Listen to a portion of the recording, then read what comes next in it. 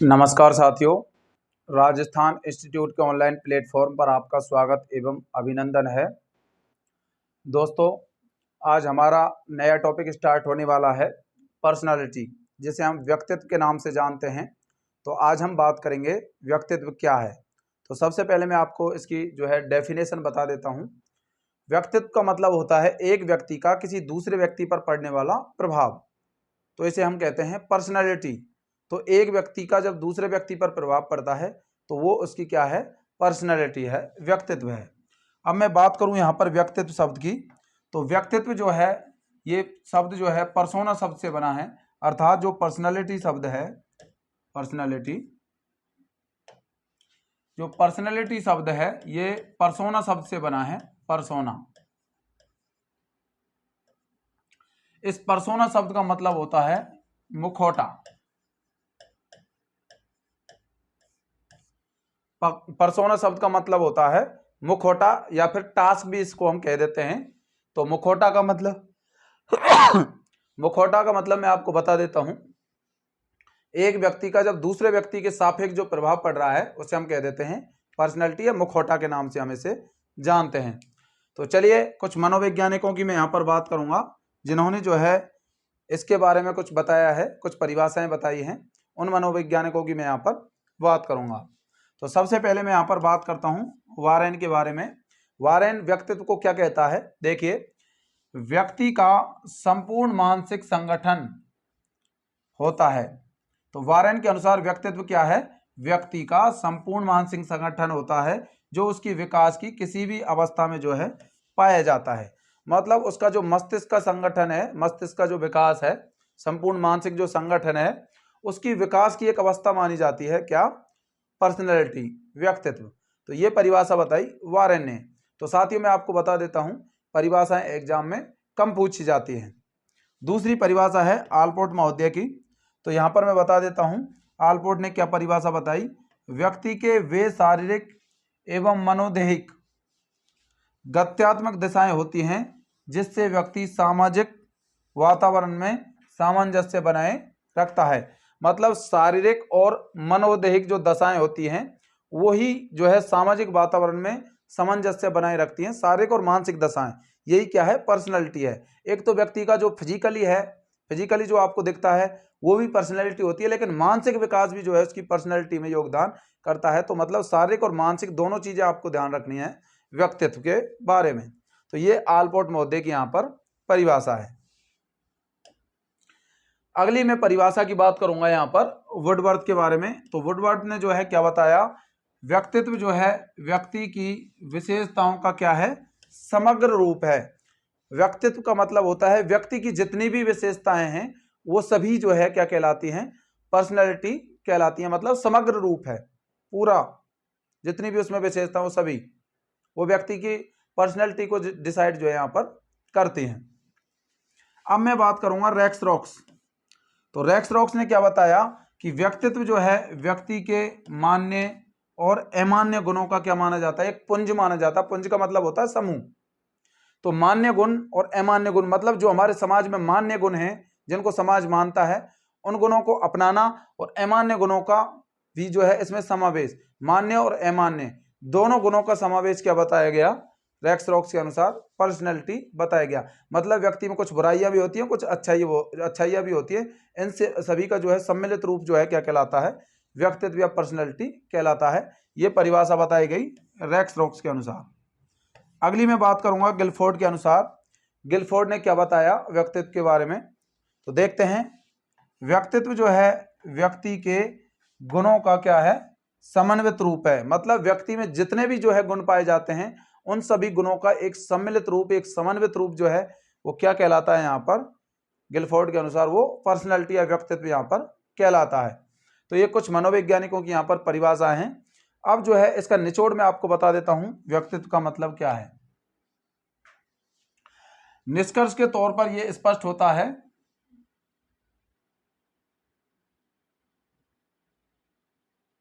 देखिए, निष्कर्ष के तौर पर यह स्पष्ट होता है कि किसी भी व्यक्ति के शारीरिक एवं मानसिक गुणों को जो है सम्मिलित रूप से व्यक्तित्व जो है समझा जाता है जो कि लोगों पर अपना प्रभाव यहाँ पर छोड़ता है। मतलब व्यक्ति के शारीरिक और मानसिक गुण, इन दोनों का समन्वित रूप क्या कहलाता है? व्यक्तित्व या पर्सनैलिटी कहलाता है। शारीरिक और मानसिक गुणों का प्रभाव भी व्यक्ति के जो है मस्तिष्क पर पड़ता है। ये जो होता है, ये यहाँ पर परिभाषा बताई गई है सम्मिलित रूप से, टोटल जो है सभी परिभाषाओं को मिलाकर के निचोड़ है व्यक्तित्व की डेफिनेशन का। तो व्यक्तित्व की डेफिनेशन क्या है? यहाँ पर शारीरिक और मानसिक जो गुण हैं उनका ही सम्मिलित रूप यहाँ पर जो है व्यक्तित्व होता है। अब मैं यहाँ पर बात करूंगा व्यक्तित्व के, पर्सनैलिटी के टाइप कितने हैं, प्रकार। तो सबसे पहले जो है 4वीं शताब्दी की मैं बात करूंगा। ईसा पूर्व 4वीं शताब्दी में जो है यूनान का एक दार्शनिक था जिसका नाम था हिप्पोक्रेट्स।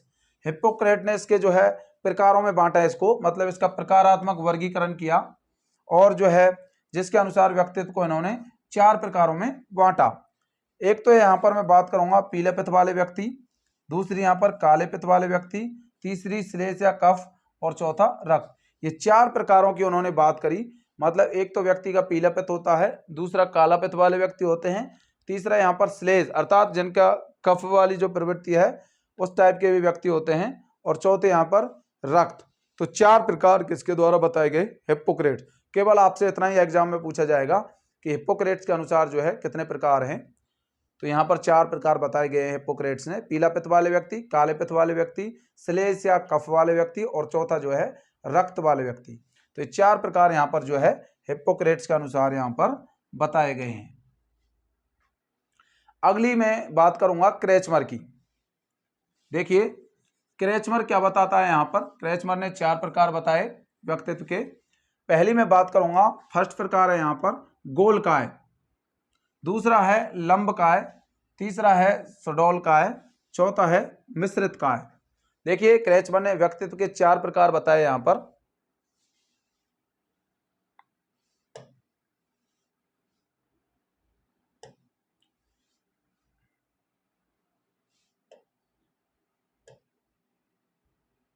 देखिए साथियों, अभी बता देता हूं आपको, 1 मिनट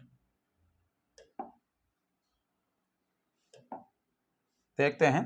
देखिए कुछ समय के लिए यहाँ पर जो है कुछ स्क्रीन में जो है कोई बटन दब गया जिसकी वजह से जो है आपकी स्क्रीन गायब होगी। तो सबसे पहले मैं बात करता हूँ गोलकाय, अर्थात ऐसे व्यक्ति जिनका शरीर जो है गोलाकार आकृति के रूप में होता है उनको गोलकाय कह देते हैं। लंबकाय जो व्यक्ति लंबाई में लंबे होते हैं। सुडौलकाय का मतलब जिनका शरीर गठीला होता है, मांसपेशियां मजबूत होती है, एक टाइप का पहलवान जैसा व्यक्ति।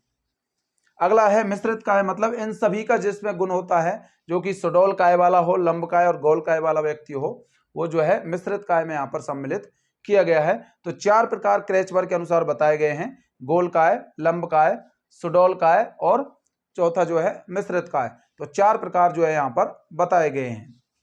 सेल्डन की मैं बात करूंगा। सेल्डन ने जो है 3 प्रकार यहाँ पर व्यक्तित्व के बताए हैं। फर्स्ट यहाँ पर गोलाकार व्यक्ति, जिनका शरीर गोलाकार आकृति का होता है, जो कि एक प्रकार से गोलकाय या गोलाकार एक जैसे हैं, यहाँ पर जो है प्रकार हैं सेल्डन और क्रेचमर के। लंबाकार मतलब जो लंबाई में लंबे होते हैं, ये लंबकाय के समान है, लेकिन यहाँ पर एक आयताकार इन्होंने बताया, जिनका जो है आयताकार बॉडी होती है। तो 3 प्रकार के व्यक्तित्व के वाले व्यक्ति बताए, गोलाकार, लंबाकार और आयताकार। ये आपसे पूछा जा सकता है कि क्रेचमर के 4 प्रकार थे, जबकि यहाँ पर सेल्डन के 3 प्रकार हैं। सेल्डन ने गोलकाय, लंबकाय, आयताकार बताया, जबकि इन्होंने सुडौलकाय, मिश्रित काय का वर्णन जो है सेल्डन ने नहीं किया था। जबकि क्रेचमर ने गोलकाय, लंबकाय, सुडौलकाय और मिश्रित काय 4 प्रकारों की यहाँ पर जो है क्रेचमर के अनुसार बात करी गई थी। अब नेक्स्ट यहाँ पर मैं बात करने वाला हूं जुंग या युंग के अनुसार व्यक्तित्व के प्रकार, पर्सनैलिटी के प्रकार। तो फ्राइड के शिष्य थे जुंग या युंग। इन्होंने 2 प्रकार जो है यहाँ पर व्यक्तित्व के बताए। तो पर्सनैलिटी को 2 प्रकारों में जो है इन्होंने विभाजित किया जुंग या युंग ने। तो सबसे पहले मैं यहाँ पर बात करता हूँ अंतर्मुखी और दूसरी बहिर्मुखी। तो जुंग या युंग के अनुसार 2 प्रकार के व्यक्तित्व वाले व्यक्ति होते हैं। एक तो होते हैं अंतर्मुखी व्यक्तित्व वाले और दूसरे होते हैं बहिर्मुखी व्यक्तित्व वाले। तो अंतर्मुखी जो होते हैं एकांत प्रिय होते हैं, जो कि एकांत में रहना पसंद करते हैं। असामाजिक, जिनको समाज से कोई मतलब नहीं होता है, वो व्यक्ति क्या कहलाते हैं? असामाजिक होते हैं। तीसरा प्रकार इनके द्वारा बताया गया निराशावादी, मतलब जो हमेशा उदास रहते हैं, निराशाओं का जीवन जीते हैं, उनको किसी भी चीज की कोई आशा नहीं होती है, उनको निराशावादी जो है यहाँ पर अंतर्मुखी व्यक्तित्व वाले व्यक्तियों में ही व्यक्ति जो है वर्गीकरण किया गया है। तो 3 प्रकार आपको ध्यान रखने हैं अंतर्मुखी में। एकांत प्रिय हो सकते हैं, असामाजिक या फिर निराशावादी व्यक्ति जो है यहाँ पर हो सकते हैं। बहिर्मुखी व्यक्तित्व वाले जो व्यक्ति होते हैं वो समाज के साथ रहना पसंद करते हैं, अर्थात सामाजिक होते हैं। वो हंसमुख प्रकृति के होते हैं, हमेशा हंसते रहते हैं। वो मिलनसार प्रवृत्ति के भी होते हैं और उनको जो है हमेशा किसी न किसी चीज की आशा रहती है, अर्थात आशावादी यहाँ पर वो होते हैं। तो यहाँ पर बहिर्मुखी व्यक्तित्व वाले कैसे होते हैं? सामाजिक, हंसमुख, मिलनसार और आशावादी व्यक्ति जो है यहाँ पर होते हैं। तो ये हो गया यहाँ पर अंतर्मुखी और बहिर्मुखी व्यक्तित्व वाले व्यक्ति। अगला प्रकार है साथियों, तो सबसे पहले मैं आपको यहाँ पर कुछ बता देता हूं कि बाद में इनके एक शिष्य हुए जिन्होंने कहा कि समाज में कुछ जो है लोग ऐसे होते हैं जिनमें दोनों ही प्रकार के क्या पाए जाते हैं? लक्षण पाए जाते हैं। ऐसे व्यक्तियों को हम क्या कह देते हैं? उभयमुखी के नाम से जानते हैं। अर्थात अंतर्मुखी और बहिर्मुखी दोनों प्रकार के व्यक्ति भी समाज में पाए जाते हैं, जिन्हें हम सम्मिलित रूप से क्या कह देते हैं? उभयमुखी व्यक्तित्व वाले व्यक्ति यहाँ पर कह देते हैं। जुंग से पूर्व जो है आइजैक नाम का एक विद्वान था। विद्वान ने भी जो है यहाँ पर, आइजैक नाम का विद्वान था, उसने भी जो है अंतर्मुखी एवं बहिर्मुखता शब्दों का जो है व्यक्ति के लिए ही प्रयोग किया था। एक तो अंतर्मुख और दूसरा बहिर्मुखता। अंतर्मुखता और बहिर्मुखता जो है शब्दों का प्रयोग भी जो है सबसे पहले जो है जुंग से पहले जो है आइजैक नाम के विद्वान ने कर लिया था। जुंग ने यह प्रयोग जो है बाद में किया था, अंतर्मुखी और बहिर्मुखी शब्दों का प्रयोग, लेकिन जुंग से पहले आइजैक ने अंतर्मुखता और बहिर्मुखता शब्दों का प्रयोग कर लिया था। देखिए साथियों, अब यहां पर हम देखते हैं भारतीय दर्शन के अनुसार,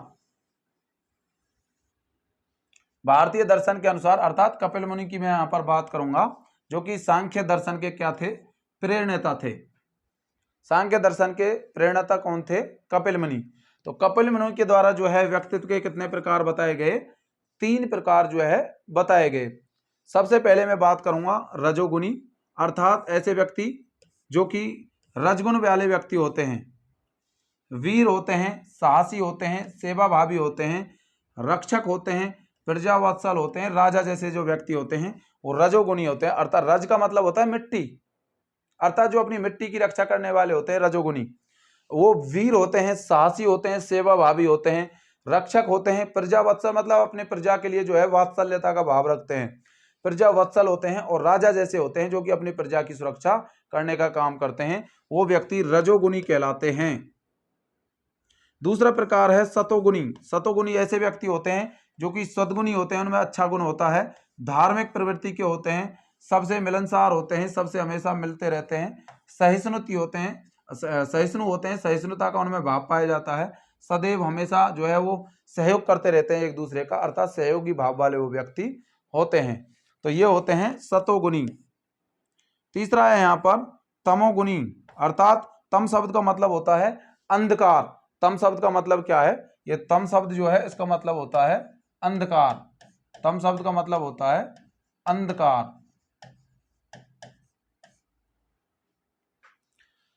तमोगुणी जो होते हैं उनमें तमगुण होता है, अंधकार प्रिय होते हैं, वो झगड़ालू प्रवृत्ति के होते हैं, आलसी होते हैं और प्रमादी होते हैं। वो हमेशा आलस का जीवन जीते हैं, आलस्य होते हैं, जिसे हम प्रमादी भी कह देते हैं। प्रमादी का मतलब होता है आलसी, आलसी या प्रमादी भी हम इसको कह सकते हैं। वो हमेशा अंधकार को जो है, उनको अंधकार हमेशा अच्छा लगता है, वो दिन में रहना पसंद नहीं करते हैं, वो एक तरह से राक्षस की तरह जो है रात में रहना पसंद करते हैं। झगड़ालू प्रवृत्ति के यहाँ पर होते हैं, आलसी या फिर प्रमादी प्रकृति के यहाँ पर वो होते हैं, इसलिए इनका नाम रखा गया तमोगुणी व्यक्तित्व वाले व्यक्ति। तो ये भारतीय दर्शन के अनुसार 3 प्रकार बताए गए, कपिल मुनि के अनुसार 3 प्रकार बताए गए, रजोगुणी, सतोगुणी और तमोगुणी। ये आपको ध्यान रखना है। इनमें से एग्जाम्पल पूछे जाते हैं कि वीर जो साहसी व्यक्ति होते हैं उनमें किस प्रकार का जो है यहाँ पर व्यक्तित्व पाया जाता है, सतोगुणी, रजोगुणी या फिर तमोगुणी। तो ध्यान रखना है, रजोगुणी जो अपनी मिट्टी की रक्षा करते हैं वो हमेशा साहसी होंगे, जो है रक्षक होंगे, अर्थात प्रजा की रक्षा करेंगे, राजा की तरह होंगे, प्रजावत्सल होंगे, साहसी होंगे, वीर होंगे। सतोगुणी जो होते हैं हमेशा सद्गुण वाले होते हैं, धार्मिक होते हैं, मिलनसार होते हैं, सहिष्णु होते हैं, सदैव हमेशा दूसरों का सहयोग करते रहते हैं। तमोगुणी, तम शब्द का मतलब अंधकार, अर्थात तमगुण वाले होते हैं, झगड़ालू होते हैं, अंधकार प्रिय होते हैं और आलसी या प्रमादी प्रकृति के होते हैं। तो ये हो गए यहाँ पर तमोगुणी व्यक्तित्व वाले व्यक्ति। अब मैं यहाँ पर लास्ट जो प्रकार है आधुनिक या पाश्चात्य मत की हम बात करेंगे।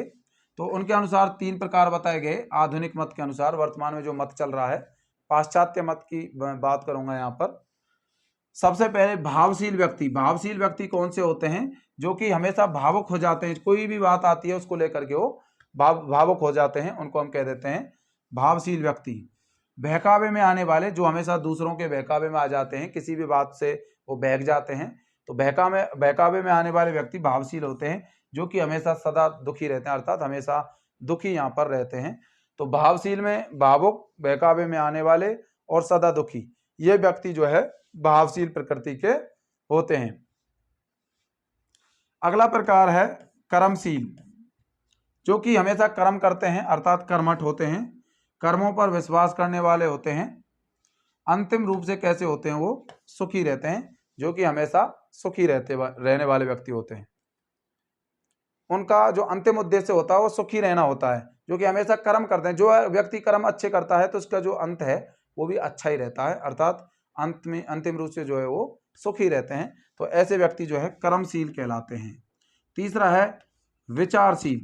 विचारशील का मतलब होता है वैचारिक व्यक्ति जो है किसी भी कार्य को जो है करने से पहले सोच विचार करने वाले होते हैं, अर्थात सदा दुखी रहते हैं। किसी भी कार्य को ये व्यक्ति करते हैं विचारशील व्यक्ति, तो हमेशा उसको विचार करते हैं, उस चीज का सोचते हैं उसके बारे में। तो वैचारिक व्यक्ति जो होते हैं वो किसी भी कार्य को करने से पहले सोच विचार करते हैं और हमेशा वो दुखी रहते हैं, सदा दुखी रहते हैं, क्योंकि विचार करते रहेंगे तो मस्तिष्क में विचार चलते रहते हैं, तो हमेशा मस्तिष्क बिजी रहेगा, अर्थात दुखी रहेंगे, मानसिक तनाव उनको रहेगा।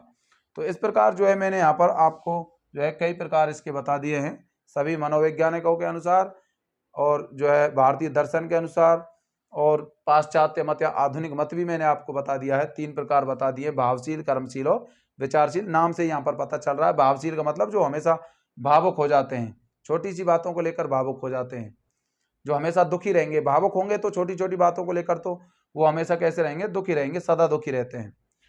कर्मशील जो कर्म करते हैं, अच्छा कर्म करेंगे तो हमेशा सुखी रहेंगे, तो अंतिम रूप से सुखी जो होते हैं वो कर्मशील होते हैं, कर्मठ होते हैं। विचारशील जो हमेशा विचार कर ही कोई कार्य करते हैं, तो वो विचार जब करते रहते हैं तो वो सदा कैसे रहते हैं? दुखी रहते हैं। तो साथियों, ये हमारा व्यक्तित्व से जो रिलेटेड जो प्रकार थे और उसका जो परिचय था वो आज के वीडियो में हमने पढ़ा है। नेक्स्ट वीडियो में व्यक्तित्व से संबंधित कुछ सिद्धांतों की भी हम बात करेंगे और व्यक्तित्व मापन की विधियों की भी बात करेंगे। इसके बाद अगला टॉपिक है समायोजन और उसके बाद कुछ जो है रोगों की बात करूंगा और आपकी साइकोलॉजी यहाँ पर कंप्लीट हो जाएगी। तो चलिए साथियों, आज के लिए बस इतना ही।